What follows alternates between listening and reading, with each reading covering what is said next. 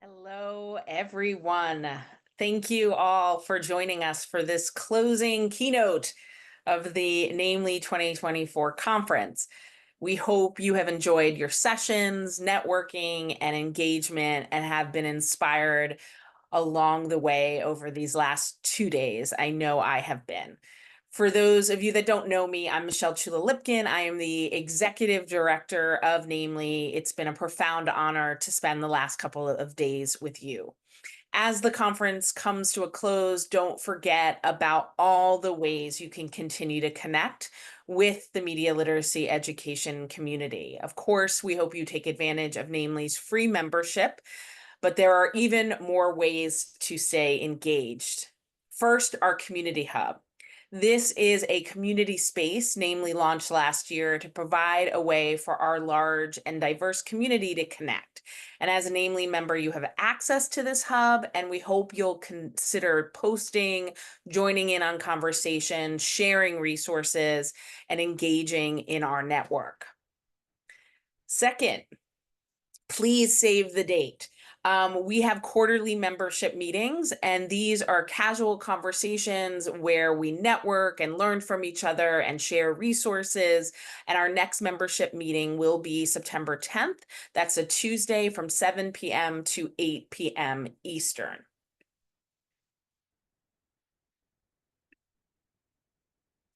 And of course, we cannot forget the upcoming Media Literacy Week, which is our 10th annual Media Literacy Week. Totally mind-blowing that we're here already. It's amazing to be celebrating this milestone, and we hope you've already started thinking about what activities and events you can organize in your community, especially at this critical time. It's completely free to register, and we hope all of you will participate. Something new this year for all Media Literacy Week registrants is our resource showcase that we're holding on Saturday, October 5th. So this showcase will introduce all of you to resources that you can bring into your classroom and curriculum during Media Literacy Week. And if you are interested in showcasing one of your resources, applications will be open through August 1st, and we will drop a link to the application in the chat. In addition, this is something that Danelle announced this morning. In an effort to grow the visibility and awareness of media literacy, we launched an online store. You will find lots of swag featuring media literacy definitions, Namely's Media Monsters, swag for the 10th anniversary Media Literacy Week, and tons more. So we hope that you will send us lots of selfies of you wearing and using our new swag soon. You'll find a link to our store in the chat and on our website, and shipping is free on most items. I just want to send a huge kudos for Danelle for making this idea a reality.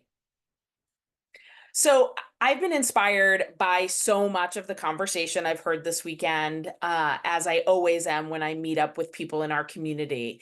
I wanted to make sure everyone here understands how deep our commitment is to media literacy education here at Namely. I've shared this quote in previous writing, but I wanted to share it again because it's actually one that keeps me moving forward. It's very simple, but I find it to be very profound. We know that there is a lot of progress happening in media literacy education, but we also know that there's a lot more work to be done. And that's why this past year, Namely, has been working hard to consider how we can play an impactful role in scaling practice and what we think is necessary and next for media literacy education. And I do look forward to sharing more info and more ideas with you soon after we have time to process all these great sessions and conversations. I just want to assure you that we are listening and hearing you and thinking deeply about things. As we look towards the future, we do need to acknowledge that we have a big change for our staff coming up.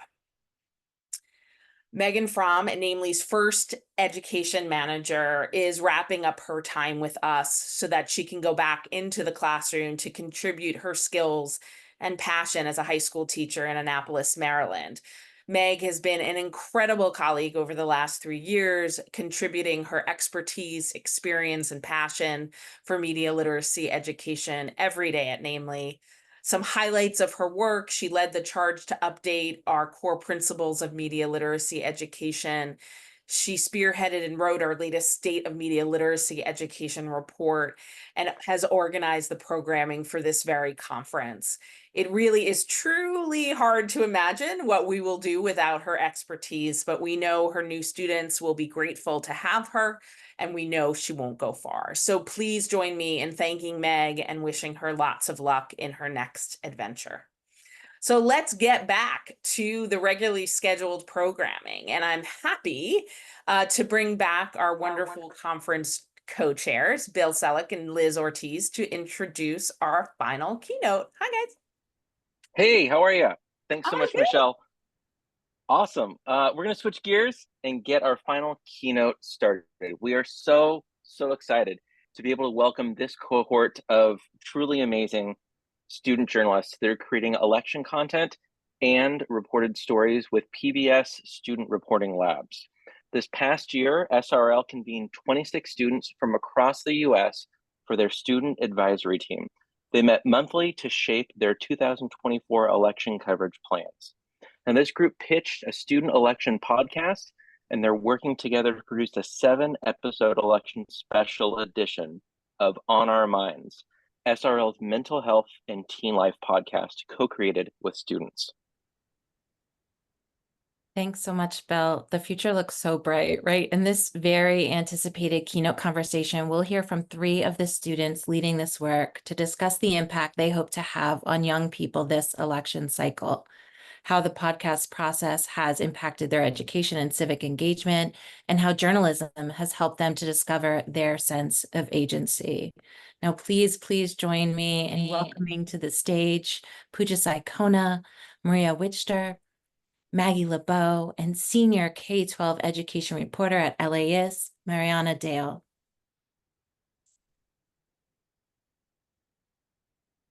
Joining all of you today. Thank you, Elizabeth. I'm Mariana Dale. I report on education in Los Angeles, where I'm coming to you from now, and I am really excited to facilitate this conversation. Part of the reason I love covering education is the opportunity to hear directly from students about the things they care about, not the things I care about as an adult. And I'm really excited to introduce you all to the people that are making the Student Reporting Labs election podcast happen in this critical year. Hi, everyone. My name is Pooja Sai, and I'm going to be the co-host, a part of this project.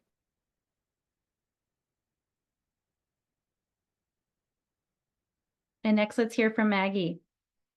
My name is Maggie, and I am a special correspondent for the podcast. And last but not least, Maria. Hello, my name is Maria Wichter. I am the social media content creator for this podcast. Pujasai, can you start us off? You're the host of the podcast. How did you approach pitching the concept? Well, I guess it's going to sound super cliche, but it kind of started from Nico, my co-host Nico, DMing me on Instagram and saying, hey, I have an idea, and he started telling me about, oh, maybe we should pitch to SRL about an elections podcast. And back then at least, I wasn't super into politics or elections. Like, I knew the election was coming up, but other than that, I didn't know there was so much that goes into this entire process. So, Nico and I were talking, and while we were talking, we found out that there isn't a lot of young people or their perspective that's in mainstream media about anything election related.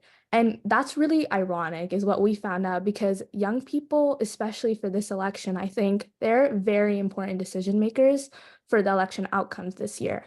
So we were like, well, we're already associated with SRL in this way, and we have them as a great resource. So we're like, it wouldn't hurt to pitch it to them. So, we tried to gather so much support. We reached out to all the students we knew at SRL, and we were like, hey guys, we're thinking about proposing this to SRL, like, would you be interested? So, we got like at the time 15 students that were super into it, and we created like this entire presentation, and we like pitched it to the producers, and they were into it. So I guess here we are today.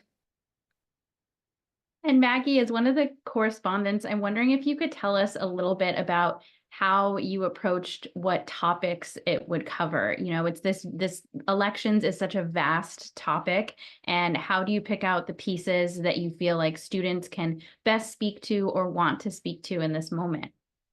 Yeah, so I think that's a great question, especially since there is so much to cover in an election. And one of the big goals of this podcast is to really educate young people about what is going on. And so we did a great job of dividing up episodes into topics.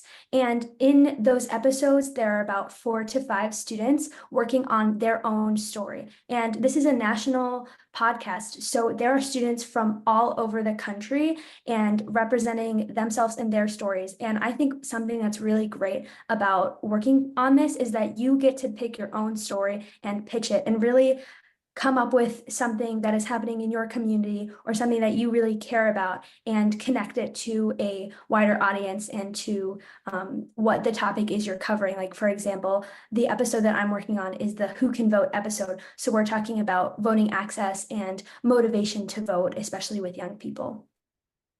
And I know it's still in process, but I'm wondering if you can give us a little sneak preview of what you've learned so far working on your episode about access to voting. Yeah, so it's been really interesting because it's so interesting to look at voting in different regions and amongst different demographics. So for example, one person in our episode group is working on the LGBTQ group in Florida and what they think of voting in Florida, which is such a red state, and how these laws are impacting them and if they still feel motivated to even go to the ballot box.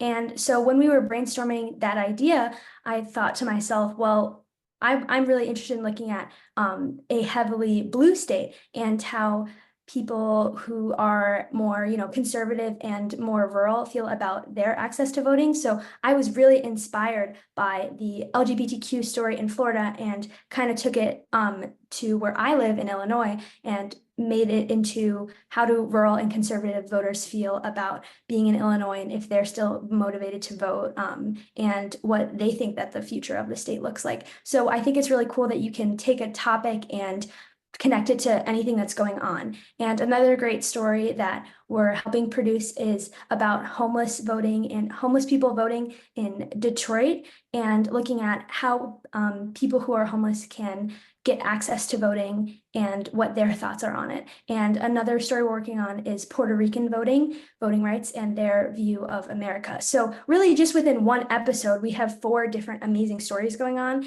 And there are just so many stories that we're looking forward to listening to once this comes out.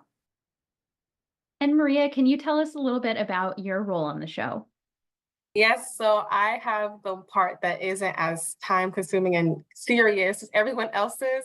Mine is quite literally me having fun. I'm in a cow suit. I wear gecko outfits. I painted my face yellow. Like I'm basically explaining what is going on in the episodes. I'm also kind of bringing people to our podcast. So trying to get that engagement, trying to get people excited for the podcast, all those things. So yeah, I basically just dress up, have fun, do really cool graphics, and kind of create a fun little short film even of why you should listen to our podcast.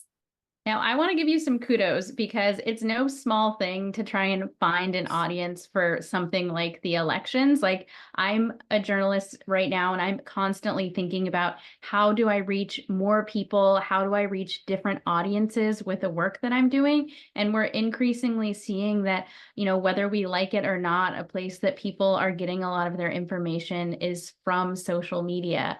Maria, can you tell us a little bit about what kind of content really resonates with students in your experience?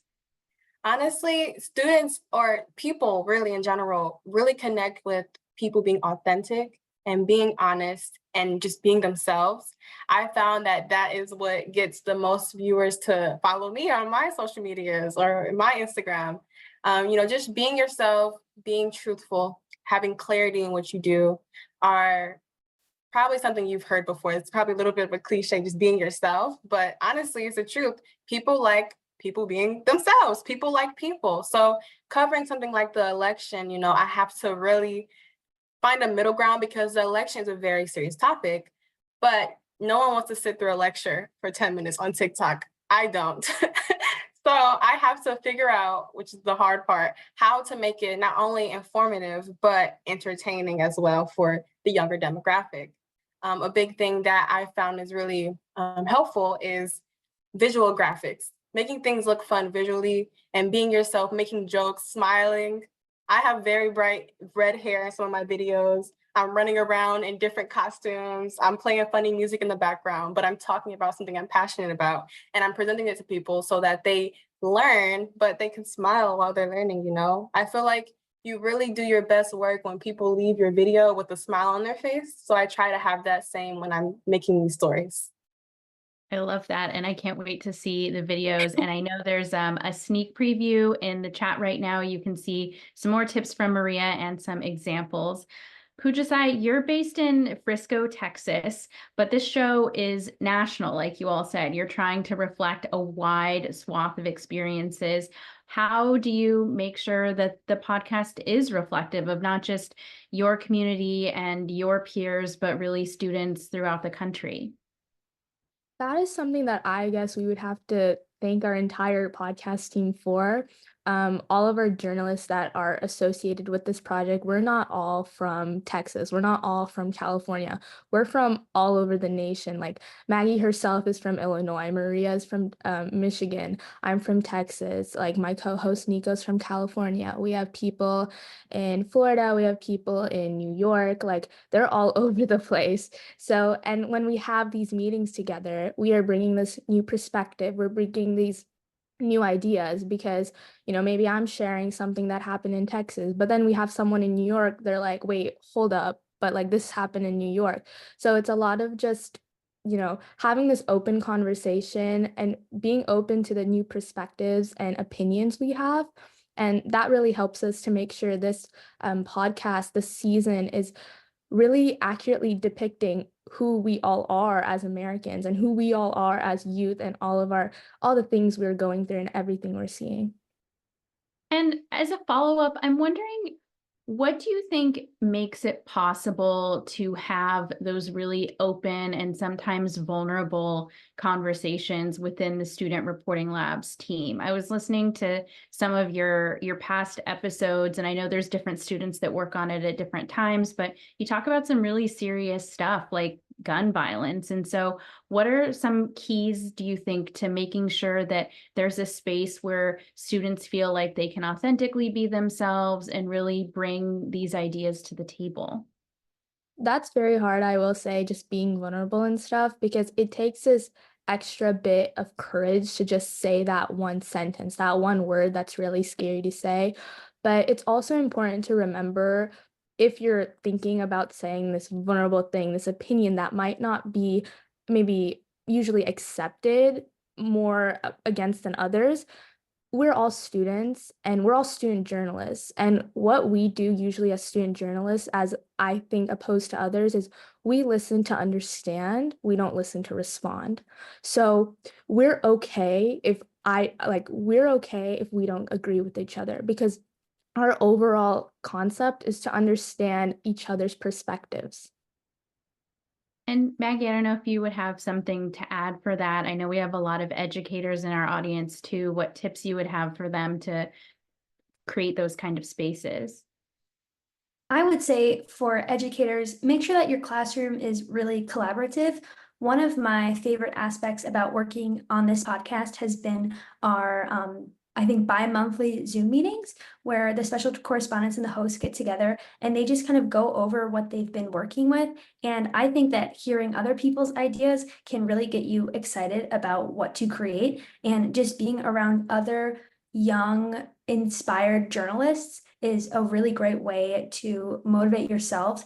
And I just think it's a great environment to learn more about what's going on and just hear from other people's perspectives. And I just feel like I've learned so much. And also another great thing is that we have episode meetings. So you meet with your small group. And again, like I said earlier, that was actually how I came up with my idea of my story, because I kind of thought about what the other story in Florida was looking at. And I was like, oh, I want to do that, but kind of flip it and look at the other side of the aisle, because I just think it's so important to have multiple perspectives, both demographically and politically.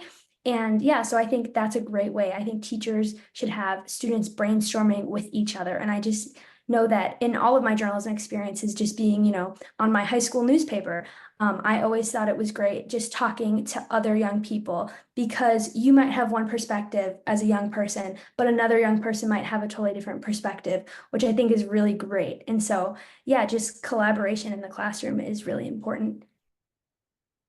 And Maria, is there anything that you'd want to add? Yeah, so I feel as though with the social media perspective, a big thing that people who are trying to reach a younger audience could look at is more so focusing not only on just posting on social media, getting that one day post, getting the algorithm to like them, but focusing on having a connection with their community. The people that follow you because they like what you post. They like something about you.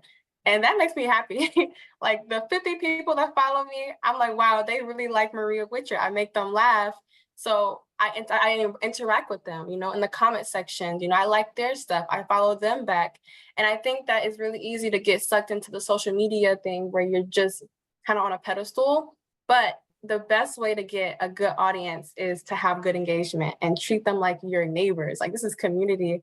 And it's so weird because you're in community with someone across the country, but that's just the beauty in it, So definitely being open to connecting with people in a way that isn't just texting them or posting your story, but connecting in them with the way that you care and showing them that you care through your content and how you go about that. And Maria, I wonder if there's any misconceptions that you would want to dispel, or just things that you think are really important to know about how young people use social media. I know the conversation's gotten really heated lately. Here where I am in Los Angeles, the school district here announced that it was going to ban all cell phone use during the school day. And they said that the reason that is because they're really concerned about the mental health impact. But when I talk to students, sometimes I see a much different picture of the role that social media plays in their lives and how they absorb information. Yeah, so social media definitely has its pros and cons. I mean, it's the internet, it's the whole entire world. So it's not always going to be perfect.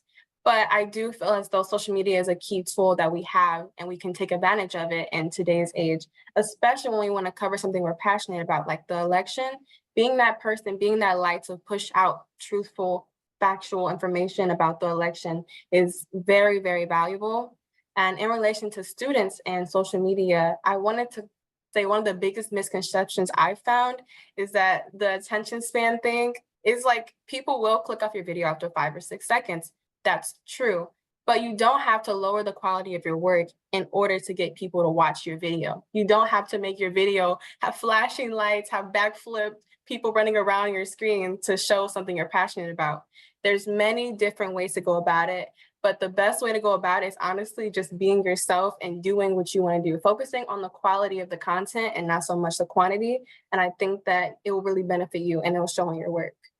But if the opportunity to wear a cow costume arises, like, definitely Yes. take it for sure.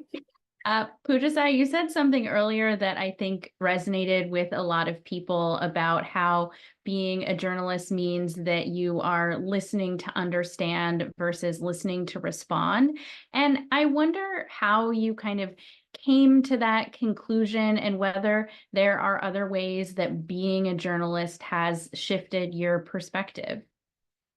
Yeah, so really when I came with that, I made that up on the spot, guys. I didn't really think it would hit, but so I really thought about that after really me and Nico kind of talked a lot. Now, obviously, Nico lives in California and I live in Texas. Like, we are not the same. The state demographics we're living in, like what our state legislation is doing, it's so different. And obviously, our experiences are different too. So when Nico and I are having these open conversations, and student journalists, we're people, we have experiences too. So when, Nico and I are talking ourselves as student journalists, he might have a different opinion than me, and I have a different opinion than him, but we don't criticize each other because we understand that the opinions we have, they're made off of the experiences that we've lived through, the experiences that we've had.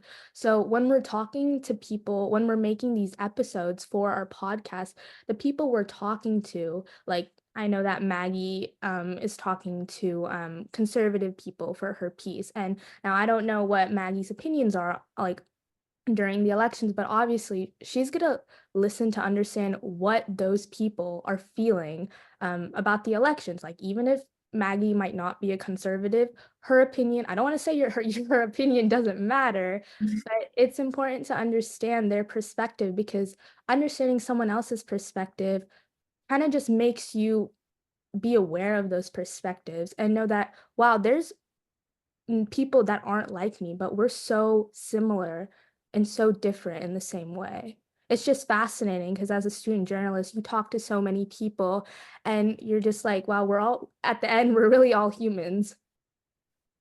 And if you don't mind, Mariana, could I add on to that? Go for it.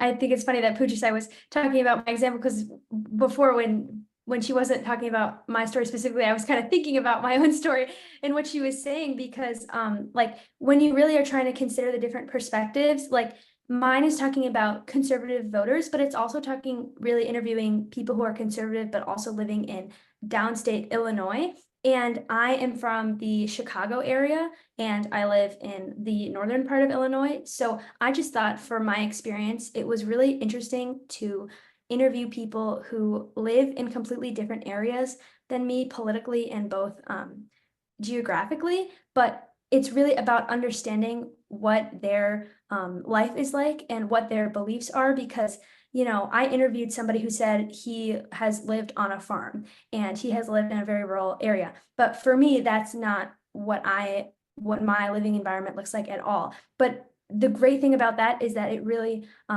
expanded my knowledge about the state of Illinois, the state that I live in. And,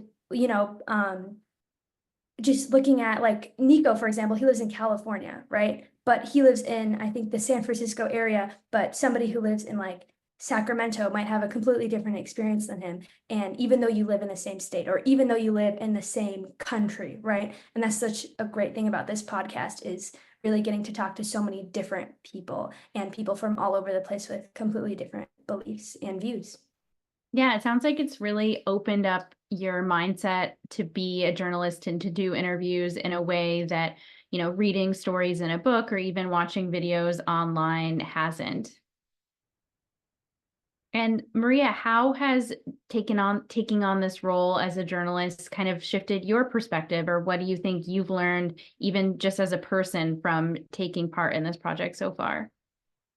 Yeah, so besides running around in a cow costume, there are a lot of lessons I've learned from doing this. Recently, I worked with Michaela. She's one of the people who are working on an episode regarding homeless voters in Detroit. And when we were discussing like what she learned from her interview, I learned that like there's a lot of people who are very passionate about the upcoming election and like the upcoming like the voting. And I don't know, I didn't grow up in a family who was very big on elections and politics. They were more so like football fans before they voted for presidents. Like they were doing fantasy football every day, but when it came to elections, it wasn't the same energy. So when Michaela took me along with that, it was really insightful to hear people talk so passionately about what they care about, and people to really put elections and politics in a light that I've never really seen it before. And it really made me feel more, I don't know, I got emotional like watching the video, but I really wanted to make sure I did everyone a justice when doing the story, because the internet is so big and, you can reach really far places. And I want to be a beacon of like light and positivity when I do my stories, so I can reach deeper depths of the world. Someone from a whole other country could see my video. And I think knowing that, and knowing the place that I'm in, and I represent a lot of this for social media, I want to make sure I do it correctly, because I know that this upcoming election is extremely important for a lot of people. And this podcast has showed me that in many different ways. And honestly, I'm really happy to see that now, because next year I'm gonna be a voter, and I did register to vote. So yeah, it just, it really got me more connected to politics, a lot more than I was before.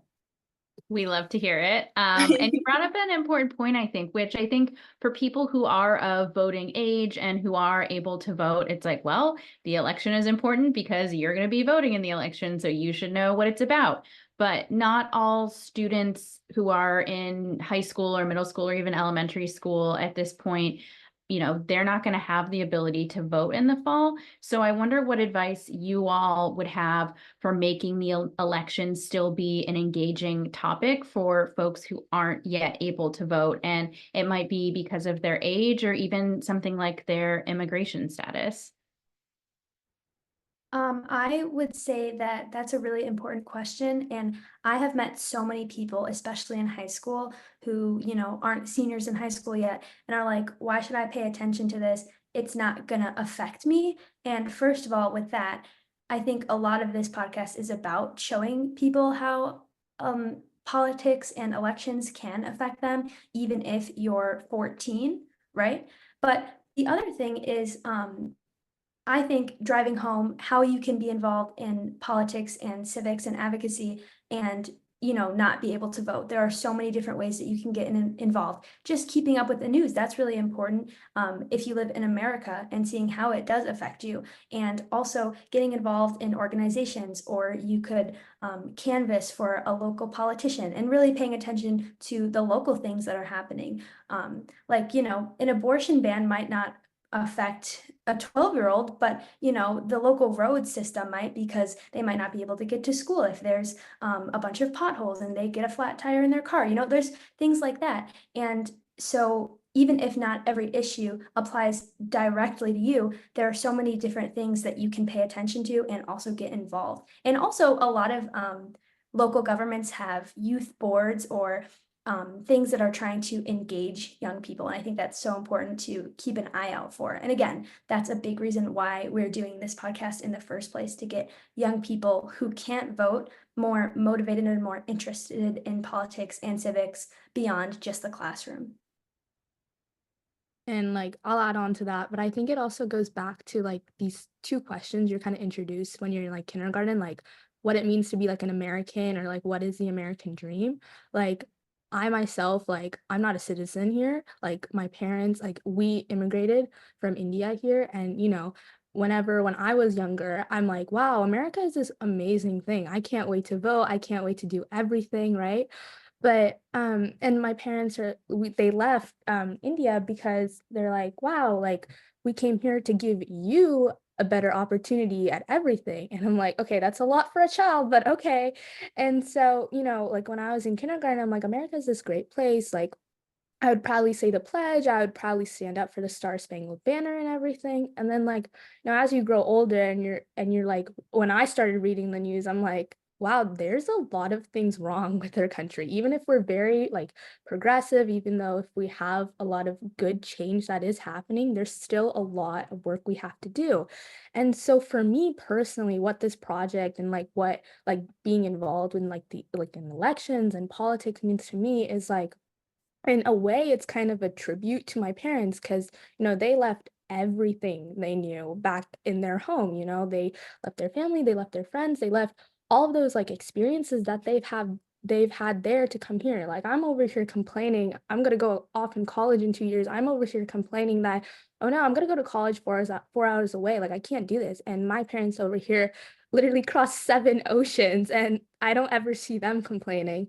So it's kind of a tribute, like for me at least, it's like, you know, can I try to make this American dream a reality that they thought it was? You know, what happened, that's what encourages me to fight anyway for these rights, that encourages me to like be a part of this podcast, make sure people see that, hey, your vote, you know, what you believe in matters, because that's going to affect the future generations. And those future generations, you know, obviously we're going to create change that's coming. And I would like to add on very quickly. I 100% agree with everything that was said. And even for me, when I was younger, when you hear something repetitively over, years and you growing up, you begin to feel more passionate about it, or you grow closer to it. And if we push out the election more and our political system more to a younger demographic, which is what we're doing now, we'll be able to see a better outturn in our upcoming elections. And so we're not only affecting the youth now, but we're affecting the youth in the future and generations to come, which is the goal here with putting out information for young people.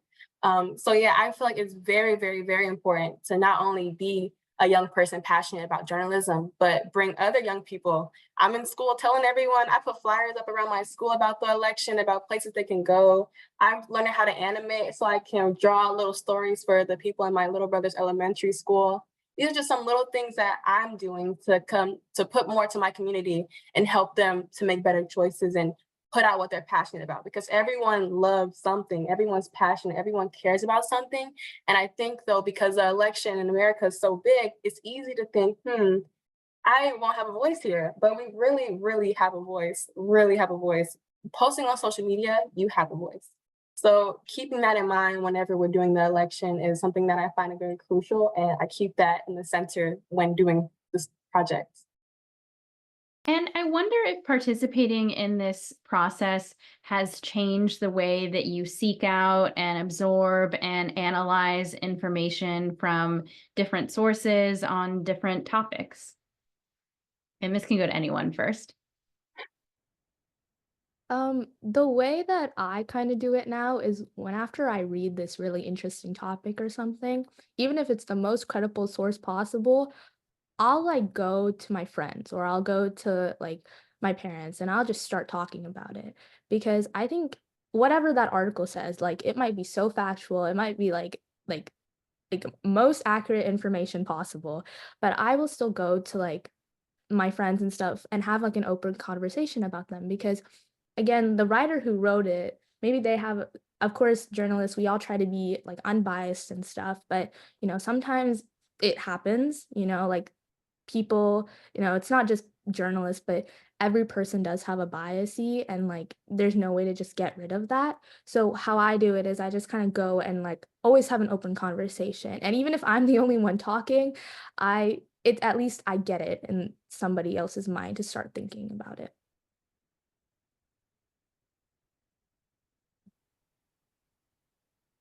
Maggie, what about you? How has this changed, or has it changed the way that you absorb information or kind of explore different topics?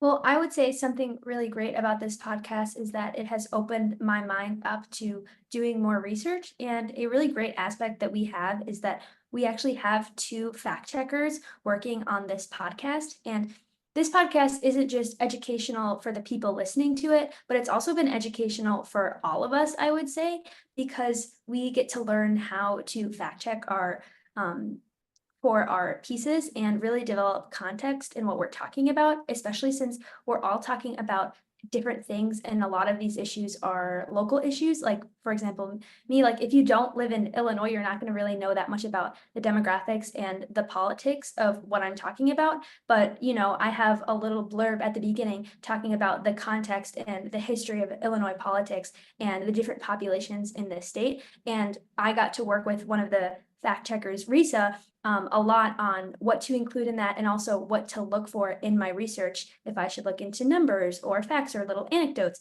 because I think a really cool part of journalism is that you can incorporate so many things. You can incorporate numbers, but you could also incorporate personal stories into the same story. So that has been a really great experience, just broadening my fact-checking skills and my researching skills for sure.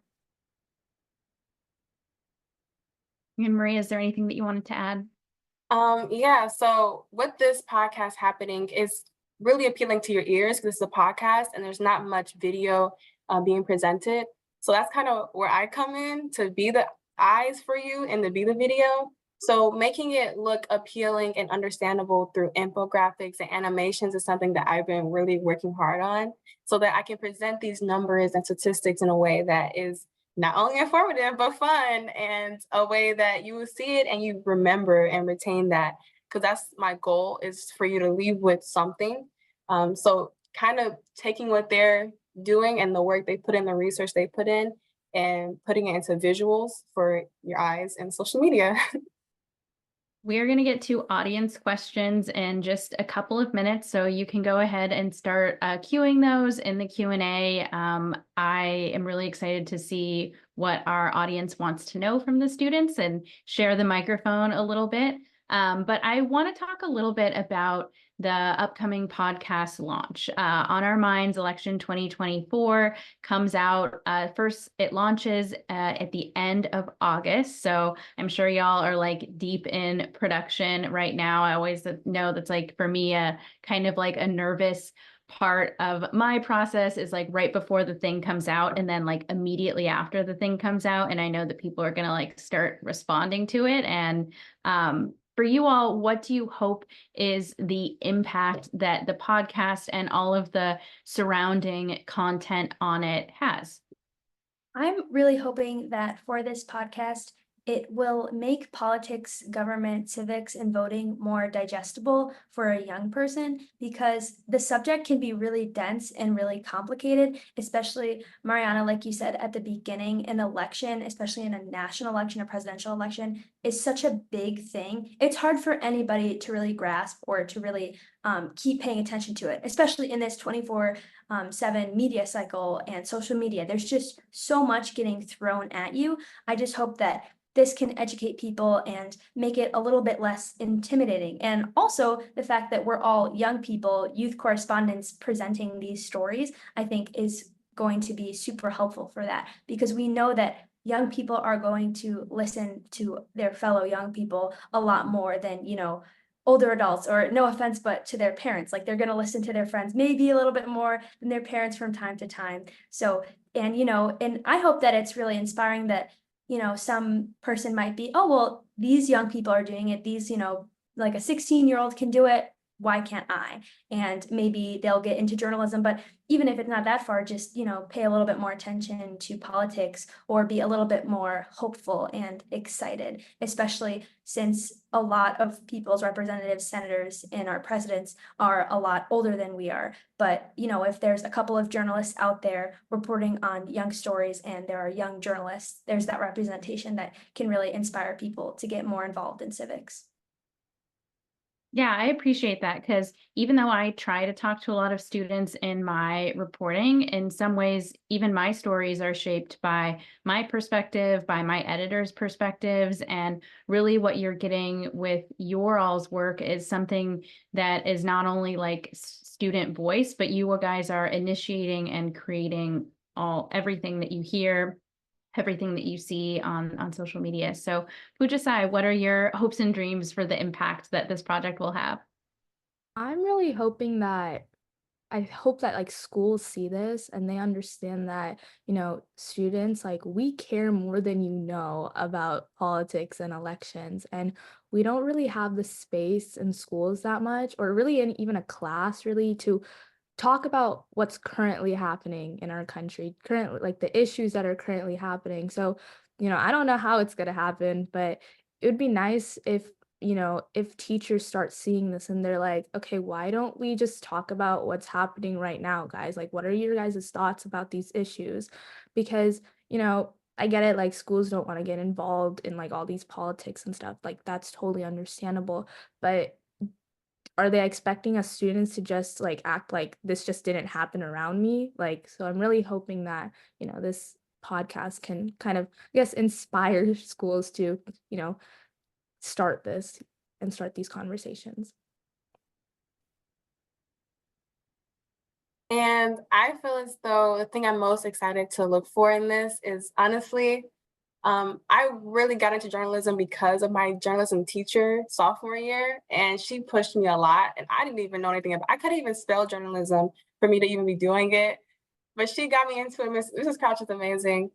And I hope that people who are in this webinar will see us, and want to push their students more, and see the podcast and show that to their students, and their students be like, oh, I can do that. I can go out and do a story. I can post on social media about something I'm passionate about. I want us to be the beacon that puts other young people who were like me when I was younger and I didn't know what I wanted to do, and help show them something that they may be passionate about, and show them something that they can genuinely enjoy and make into a lifelong career, because this is really fun. But yeah, honestly, just to motivate others is my biggest goal with this. Thank you for bringing fun into it and for bringing fun to this conversation, because I think levity is something that we really need when we're thinking about the election coming up. We have gotten some awesome questions, so I want to share a few of those.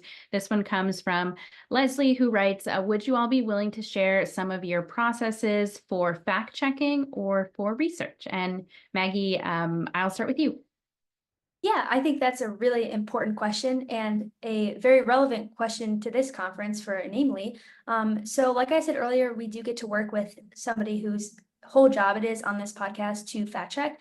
But I would say in my specific process, when I have a question about something, I search it up, but I try to look at as many sources as I can. Like for example, when I was looking at, the history of Illinois politics, I just briefly, scanned Wikipedia, but I also looked at news sites, historical sites, but also just blogs. But I also just kind of asked around, my family members, my friends. And so I would say that finding a wide variety of sources, online, in person, whichever you can do, is really important to expand your perspective. And we've been talking about that this entire session, and I think that's really important. Another thing is just going and checking the numbers, doing as much research as you can, and finding a lot of sources. So yeah.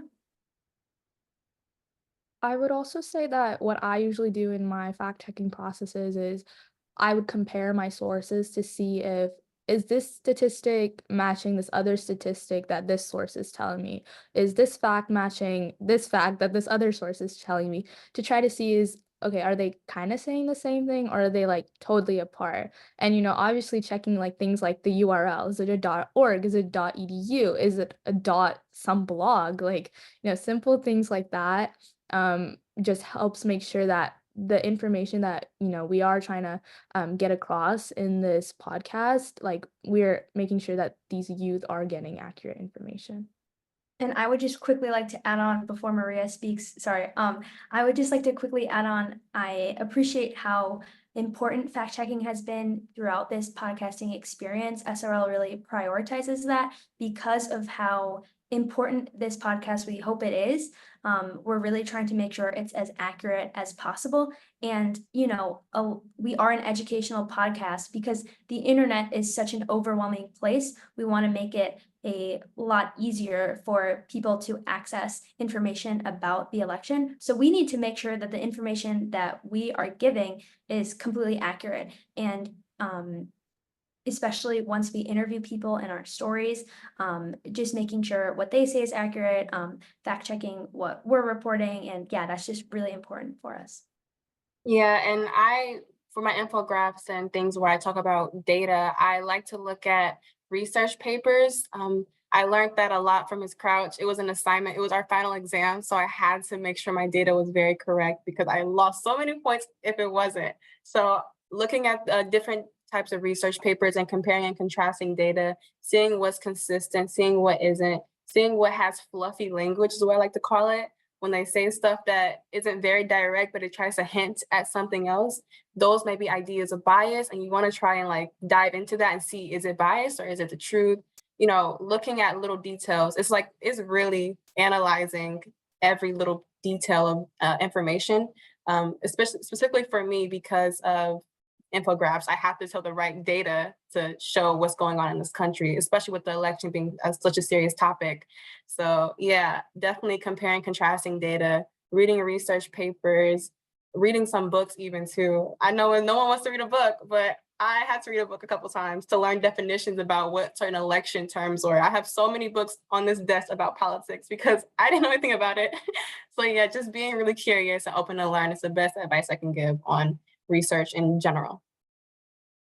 And I want to know if you all have any advice for engaging middle schoolers around the topic of the election, especially given the challenge. And middle school can be kind of like this fraught, awkward time, I think, for both students and then also for the teachers that they work with. So what are your tips or ideas? I would say when I think back to myself in middle school and I think about all of my friends, we weren't thinking about an election. We were thinking about the acne on our faces, you know, if we talk to our crush, just, you know, just your typical middle school shenanigans, right? And I would say, especially for teachers who are trying to drive home the election, trying to present it in creative ways, especially how Maria was talking about it. One, you know, showing the perspective of young people, kind of a plug, but, you know, showing young journalists that can definitely help because they might take it more seriously if it's coming from somebody around their age. And the other thing is just showing all different types of methods. And I'm sure teachers are very familiar with this, especially nowadays with social media, but showing all different types of media and ways to engage your students, because, you know, if you just lecture them, if you just have a textbook in front of them, it's just like every other class that they're attending that day, right? It's just like their science and their math classes, but really engaging them and, you know, throwing a little bit of fun into it, like Maria was talking about, can really help them be more excited, because these middle schoolers are already struggling with their own mental health and their self-esteem. We can't just show all of the negatives of the election and just politics in general, because, you know, there is such a depressing tone regarding politics a lot of the times. Like, you know, I tell my family that I want to be a political journalist and they go, why would you ever do that? That's so depressing, or it's such a corrupt space. And so really showing the hopefulness of it. And, you know, one of our episodes is talking about youth candidates, young candidates who, you know, might be just reaching adulthood and running for an office or getting involved in a youth board. And I think that can get people more excited, and that can show middle schoolers that, yeah, they can actually get involved beyond the classroom. So yeah, just showing them that they can somehow impact the election, regardless of if they can vote or not. Thank you, Maggie. And Pujasai, do you have anything to add? I think it's also important. I think I would love it at the time when I was in middle school anyway. I think I would have loved it if my teachers were actually like, they were really real about this. If they even talked about politics and elections in the first place. Like, I didn't think about any of this until like literally like 8 months ago, guys. Like, and if teachers really were talking about it again in a very creative way, because that's really an only way you can really engage with a seventh grader, you know, and like being real with what they are, you know, just don't do it and then like give them homework about it. Like have an actual open conversation and like just talk to your students. Like don't show them a presentation. Nobody's paying attention to a lecture. You know, just literally make one of those circles you make when you're in kindergarten with like a group and like just have honest conversation somehow. Yeah, for my school, I have a teacher, Miss Harrington. She does a great job at making really difficult topics into fun activities. Something she does is like engagement with us. She has a gallery walk. I love a gallery walk. I like looking at pictures and like deciphering what that is. Or she will have us all like what just I said, we just sit and have a little community conversation about what we think we don't know. When I was in 7th grade, COVID was happening. And I was very into politics. I thought I was going to be the president. I was so into politics. So with that being said, I definitely appreciated my teachers for having that space for us to learn more and showing what the truth is. Because when you're young, you don't really know. When I was 13, I didn't know if .org or .blog was a difference, but there's a difference for sure. So yeah, just being open to having some fun ways to explore these topics. And I think that it will greatly benefit the students, not only now, but in the long run too. Because just like me, I still remember what happened 5-6 years ago from a lot of my other teachers. And as we get ready to wrap up the conversation, and I want to thank everyone for their thoughtful questions, we've talked a little bit about how being a journalist has shaped you, how this topic has shaped you, but it seems like a critical part of what you all are doing with student reporting labs is actually connecting to other students across the country. And so I thought we could close by everyone sharing one example of something that they have learned or some feedback that they've received from another student that has shaped them. And Pujasai, I'll start with you. Yeah, so this goes out to a lot of students actually, but the biggest thing, feedback at least I've gotten is they're always like, don't hold yourself back, like just say the things you need to say. Because I'm a very anxious person. I'm always like, oh no, what will other people think of me? What will like if I put this in, what would the person who's reading this think about me? And one of my friends from SRL, like he was like, don't hold back, just say everything you need to say. But yeah, that's my biggest like advice and stuff. I mean, I feel like that's applicable at all ages. I'm going to take that too. Go, Maggie. I would say, well, first, just something that I've gained from working with SRL is some great friendships. And, those friendships can help you out journalistically, but also be there to support you as a journalist. Like sometimes I'll post something and Pujasai will like heart it or like respond. And it's just so kind, having a lot of people there to support you and amplify you, especially since being a young journalist can be so intimidating. And, but I would say the other thing is just learning about so many different stories. So for example, in my Who Can Vote episode, there is one story on the Puerto Rican perspective of young people and their view of America and also voting. And I took APUSH, but I did not really know that much about Puerto Rico, the history of Puerto Rico.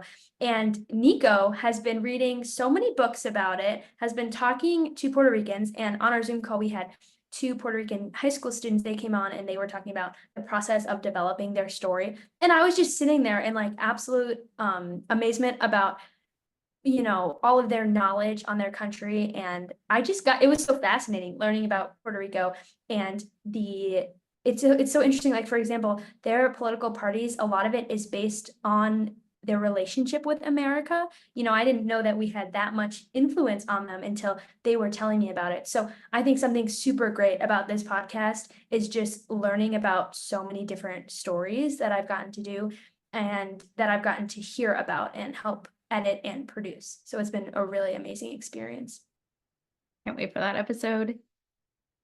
Yeah, and I feel as though for me, the biggest takeaway I've gotten is just to be Maria, honestly. Like, I don't want to have people come onto the social media account and not leave feeling positive or having a smile on their face. And I understand that's a little bit optimistic of me, but I feel as though it's possible. This is a really dense topic and election times can be scary. And I want to be a safe place for people to come and learn without having heated arguments or, really scary remarks or threatening remarks in the video. I just want to make people smile, honestly.